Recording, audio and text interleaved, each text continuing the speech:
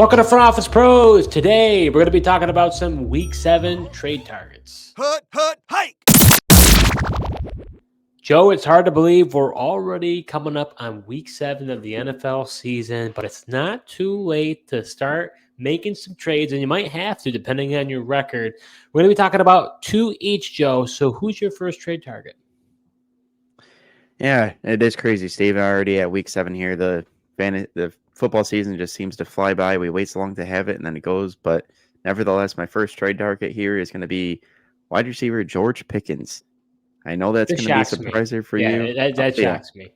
But if you follow the news, Steve, there's potential for a quarterback change this week. Russell Wilson is getting all the reps as the QB1 in practice. If that change happens, I think big things are going to change for George Pickens. You know, Russell Wilson likes to throw the ball down the field and give his guy, a one-on-one opportunity. Jets like to kind of man up as well. So I think this potential matchup could bode well for him. You saw the impact that Russell Wilson had on Cortland Sutton, just throwing up those deep balls, getting him the touchdowns. And I think this changes the outlook of Pickens. And I know he's, been struggling, but it's also Justin Fields, is even though he's been pretty good, like he doesn't always push the ball down the field and he's not as that accurate with the deep ball. And that's kind of where Russell Wilson excels. Wilson doesn't always take the, underneath throws, doesn't throw in the middle, but what he likes to do is take those deep shots to the outside. That's why I'd have more confidence with Pickens going forward, if in fact this happens. But I think you got to try to get ahead of things here before he potentially, plays a week with Wilson and, kind of shows what I think could happen. Would you be surprised if I told you that George Pickens on the year has yet to have a receiving touchdown? No, I mean that doesn't surprise me just because he's frustrated and been underutilized despite being the wide receiver one. It's just interesting because we saw Justin Fields in Chicago being able to support DJ Moore, had a really good year, but for whatever reason, they don't really have even anyone to really target outside of George Pickens, and he's just, I don't know, it's just not happening. Him and Justin Fields just don't seem to be on the same page. I don't know, quite what's going on there, but I almost wonder if Pickens is having the impact on the Steelers changing quarterbacks, almost to try to keep them happy. Yeah, I mean, at this point, he's averaging around 7 targets a game. Looking at around 3 or 4 catches, you can obviously tell that George Pickens is dejected, right? I mean, you've seen, if you look at different clips, especially on the night game, you look back, I mean, he wasn't even he was running his routes half-heartedly. He wasn't even running it at full speed, probably thinking that I'm not going to get the ball anyways. I mean, we have seen he's a very expressive player. He will let his emotions show, and he'll get frustrated. And he's been chippy with the media, right? Saying, "Hey, I don't like it." I mean, it's interesting. I mean, in general, real quick, what do you make of this whole Russell Wilson? Steelers are 4-2. From a football perspective, it makes zero sense. I can't wrap my head around it, honestly. Like, I just don't know how you sell to the locker room. Like, hey, we're 4-2 through 6 weeks, and Fields hasn't done anything to lose games for you. I know he hasn't necessarily gone out there and been the reason to win games, but that's the most important for the Steelers with their type of defense, having TJ Watt creating turnovers. It's just we just need somebody at quarterback who's not going to mess things up and lose the game for us. And so far, he hasn't. And he brings an extra dimension with his legs that he's been utilizing, especially this past week against the Raiders, that currently Russell Wilson just doesn't have, especially coming off of a, calf injury. Well, I got to tell you, I don't know if you listened to Mike Tomlin's press conference. I didn't listen to the whole thing, but I did see on social media the piece of where he talked about about Justin Fields and the possibility of Russell Wilson starting. I liked what he had to say, to be honest with you. I mean, it didn't.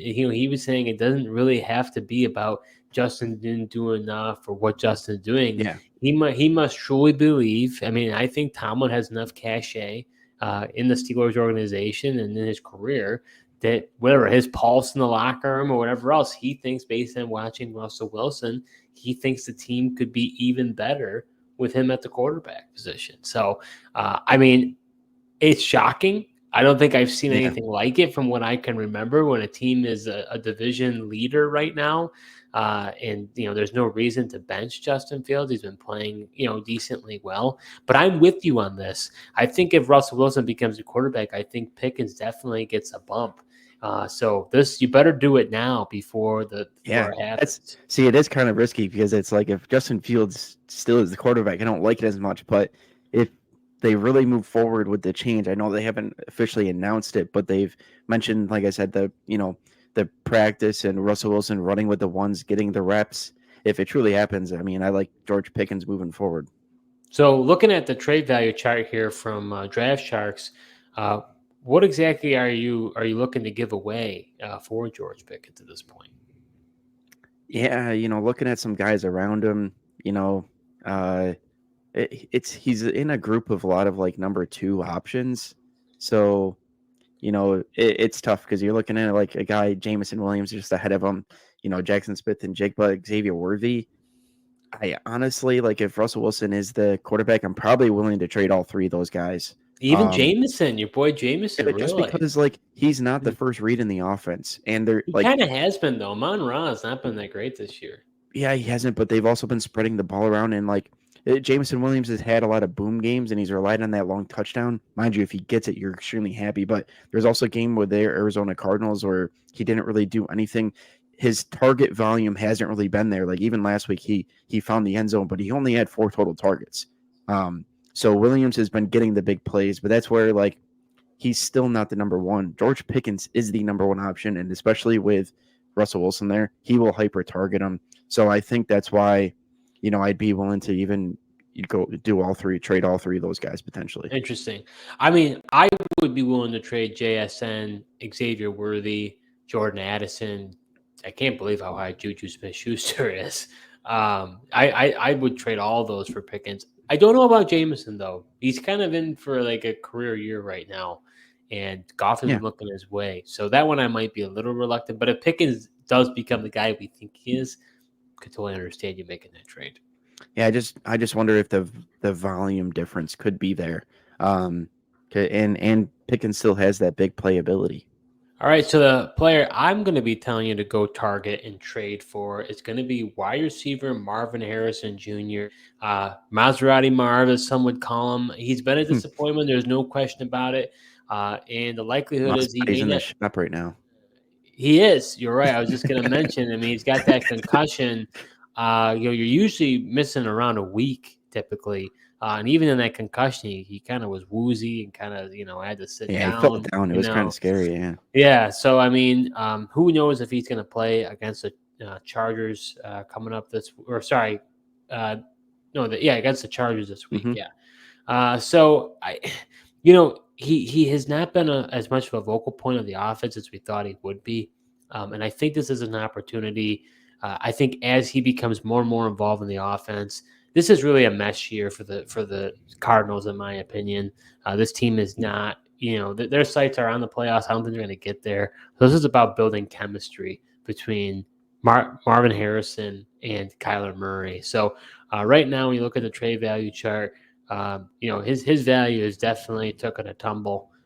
So to me, there's a decent amount of players that you could go ahead and trade for. I mean, I can't believe Brandon Ayuk is ahead of him. I would trade Brandon Ayuk for Marvin Harrison. I would trade Chris Olave, another disappointment, but I think he's going to right the ship. So those are a few guys off the top of my head I'd be willing to trade. I'm just kind of surprised a little bit how far down he's fell on this trade value chart. I think it's a little bit too reactive as to what's happened the first few weeks. Yeah, I mean, I don't hate where he's at. I mean, he's really only had like one big game on the year, and honestly, other than that game, he's been kind of disappointing. Other than that big game he had against the Rams. I mean, I think he did okay in Detroit and Washington. I mean, he had a touchdown in both those games. Those 3 games he did really well. Other games he didn't do so well. Right, when he didn't get in the end zone. If he gets into the end zone, it cures all. I mean, he is a player though that should be finding the end zone. He's a big guy. He should be getting targeted in the red zone. I think they, like you said, I think they do figure it out. And for what you currently have to give up for him, I think I think it's a fair to go out and get him with those players. The reality is, I don't know if his value is going to be any lower this season. He could continue to drop, but this might be a buy period, in my opinion. Yeah, no, you're not wrong. I mean, especially with him being hurt right now, just having the advantage of that last, somebody taking a 0 in the lineup, leaving that stench in there. Now I could definitely see this being the time to go ahead and get him. Are you enjoying this episode so far? Well, if you are, subscribe to our YouTube channel, smash that like button, and hit the notification bell for upcoming videos. We do videos throughout the year, so you're not going to want to miss what we have in store. All right, Joe, so who is your second trade target? All right, second target. I'm going to the tight end position, Steve, and you're going to say Mark Andrews. Probably could be a week too late on this thing, but I do think we've seen signs these last 2 weeks that it's kind of could be turning the tide in that Ravens offense. Still hasn't been to the Mark Andrews level of what we've used to been seeing, but maybe at this point in the season he's getting a little bit more healthy. Like to see that they actually targeted him in the end zone, got a touchdown last week, and just wonder. I mean, he's up to 9 targets in the past 2 weeks. Been averaging 13.8 yards, and then 22 per reception the last couple of weeks as well. So things could be turning around, and I think for where his value is at, I mean, talk about a guy that's probably, I think it could have been lower, a couple of weeks ago for his value, but it's still sitting at 9 right now.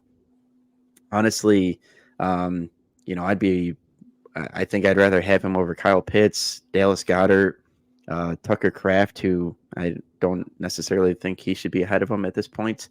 And, even David Njoku. I know everyone's hot after David Njoku, just because of Amari Cooper left. But the fact of the matter is, David Njoku hasn't been good with Deshaun Watson.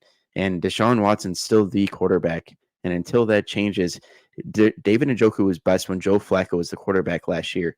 Guess what? Joe Flacco's in Indianapolis doing his thing. He's not in Cleveland anymore. It's Deshaun Watson, and I don't really trust Watson to, get it to the remainder of the guys that are left behind now. I'm just surprised that you are so high on Andrews. I mean, you really feel that there was that much promise? I mean, he only played 50% of the snaps. I recognize he had, 3 catches for 66 yards and a touchdown the week before that, 4 catches for 55 yards. So, I mean, definitely improved, but I don't know. Let's face it, the tight end outlook is bleak right now. Real bleak. I just think the Ravens, they're a good offensive team. I think maybe they're finally starting to hit their stride, and Mark Andrews is a guy, he doesn't need to be playing all the snaps, as long as he's getting the opportunities for the snaps that he is out there. All right. So conversely, Joe, being that you spoke ill against the guy I'm going to be talking about here as my final trade target, that's going to be tight end David Njoku. I disagree with you. They got to, at the end of the day, when we disagree in things. Well, here's the thing: Deshaun Watson is going to continue to be quarterback. He does. There's no doubt about it. But there's a vacuum of targets that have now been created with Amari Cooper no longer being there. He may have to throw it to David Njoku if he wants to continue to be an NFL quarterback. I mean, he's got to throw to somebody. So at this point, like you said, the tight end landscape's bleak. Right now, his trade value is 19, which is actually decently high. But yeah, I don't know if I would trade any of the tight ends above them. I'm not sure I would trade Evan Ingram or Jake Ferguson or Dalton Kincaid for that matter. But I think you could trade kind of a bench piece and not be worried about it. Maybe you could trade a guy like Cortland Sutton or Rico Dowdle. Tyjae Spears is injured, but maybe even like a Zach Charbonnet. I don't know if those guys would move the needle or not. But I feel like you could probably trade somebody on your bench that you're not using. And if you need a tight ends upswing, I think it could get done. I don't think someone's going to ask for that much for David Njoku unless they want to wait a week to see if anything improved. But that's always a risk because if he does a dud next week, then his value goes to the crater. So, honestly, looking at this thing, I don't know how Cole Clement's rated at 9. He's been really good. Oh, yeah, he's been and red just hot. I know. yeah, it doesn't make any sense to me. I mean, I'd much rather have Cole Kmet than David Njoku. Oh, boy. Oh, You're you not disagree with wrong, that? though. Here's the thing. No, I agree. I don't disagree, but I just say that you just continue to pile it on against David Njoku, and you're not wrong that Deshaun Watson has not typically had a strong connection with Njoku, but you have to know that the offense looks a heck of a lot different than it did last year when he was playing.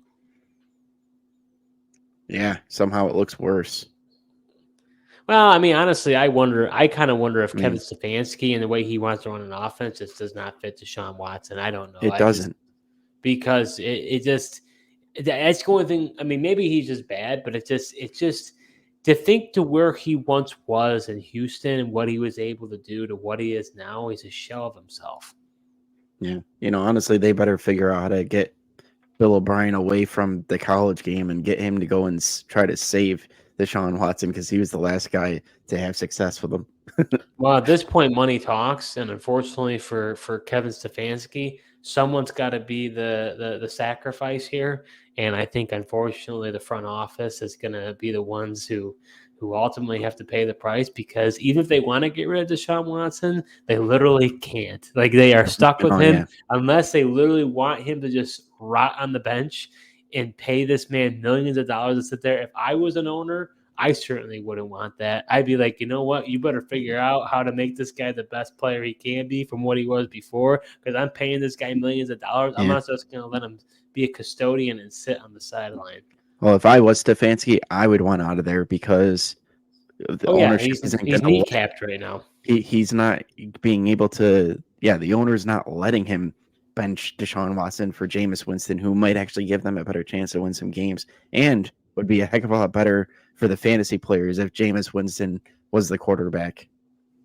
Yeah, it's our fantasy players, and we want points now. So, you got to figure this out, Browns organization. But we're going to be talking about it later, but I am just curious about, is this the start of the Browns just trading off some more players? Yeah, could very well be. But that does it for this episode. We talked about some trade targets that Joe and I are identifying that you go out and reach out to those owners and see if you can't get a deal done. Thank you so much for tuning in, and until next time.